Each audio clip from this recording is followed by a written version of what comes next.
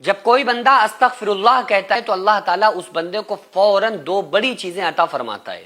لیکن عام طور سے لوگ استغفراللہ پڑھتے تو ہیں، لیکن انہیں یہ پتہ بھی نہیں ہوتا ہے کہ یہ استغفراللہ جب ہم پڑھیں گے تو اس کے بدلے ہمیں یہ مل کیا چیزیں رہی ہیں، اور اللہ تعالیٰ اس بندے سے کہتا کیا ہے. اور فرشتوں میں اللہ تعالیٰ فخر فرماتا ہے. یہ جو چھوٹا سا جملہ ہے نا استغفراللہ، اس کی بہت بڑی طاقت ہے، کیونکہ آقا علیہ الصلوۃ والسلام نے اس کے بارے میں اس کی بڑی فضیلتیں بیان فرمائی ہیں، اور خود قرآن کریم میں اللہ تعالیٰ نے اس کی بڑی فضیلت بیان فرمائی ہے. اللہ تعالیٰ قرآن کریم میں فرماتا ہے یا ایھا الانسان، اے انسانوں.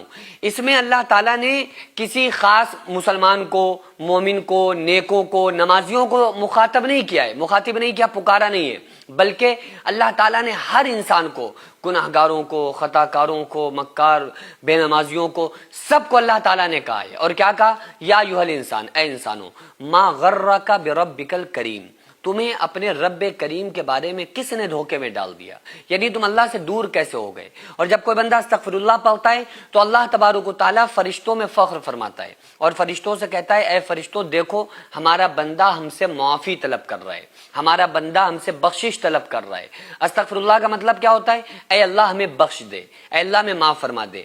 یہ استغفراللہ جب کوئی بندہ کہے، اگر اس کے دل میں ندامت آ گئی تو کتنے بھی گناہ ہوں گے اس کے اللہ تعالیٰ معاف کر دے گا.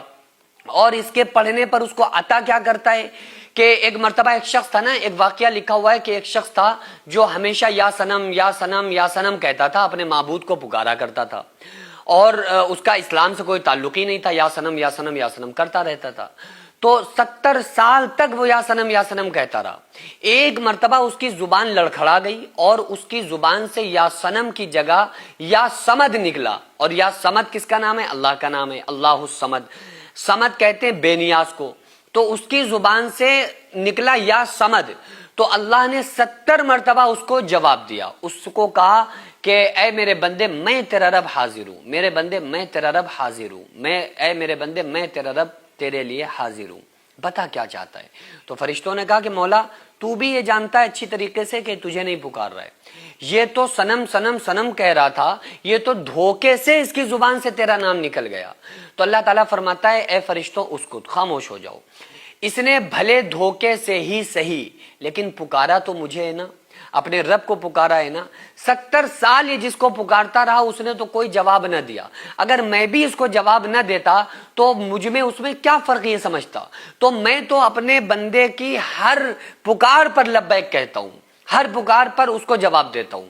یہ بات الگ ہے کہ ہم نہیں سمجھ پاتے ہیں کہ اللہ ہمیں ہماری طرف متوجہ ہے، لیکن یہ باتیں رسول اللہ صلی اللہ علیہ وآلہ وسلم نے تو ہم کو بتائی ہیں نا کہ جب بندہ اللہ کی طرف ایک بالشت بڑھتا ہے تو اللہ اس کی طرف ایک ہاتھ بڑھتا ہے، جب بندہ اللہ کی طرف ایک ہاتھ بڑھتا ہے تو اللہ اس کی طرف 2 ہاتھ بڑھتا ہے، جب بندہ اللہ کی طرف چل کے آتا ہے تو اللہ اسے دوڑ کے مل جاتا ہے. تو اس لیے جب کوئی بندہ استغفراللہ پڑھتا ہے تو اس سے زیادہ اللہ کو کوئی تسبیح پسند نہیں ہے.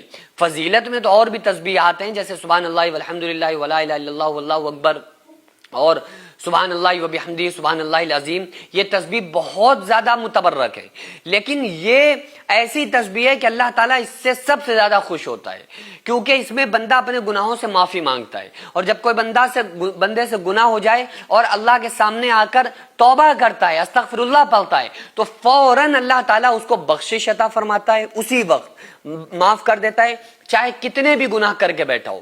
فرشتے کہتے بھی ہیں مولا یہ بہت گناہ گار ہے، اللہ فرماتا ہے کہ نہیں، بس اس نے مجھے پکارا میں اسے معاف کروں گا. اور دوسری چیز کیا؟ اس کے ذہنی اور قلبی ایسا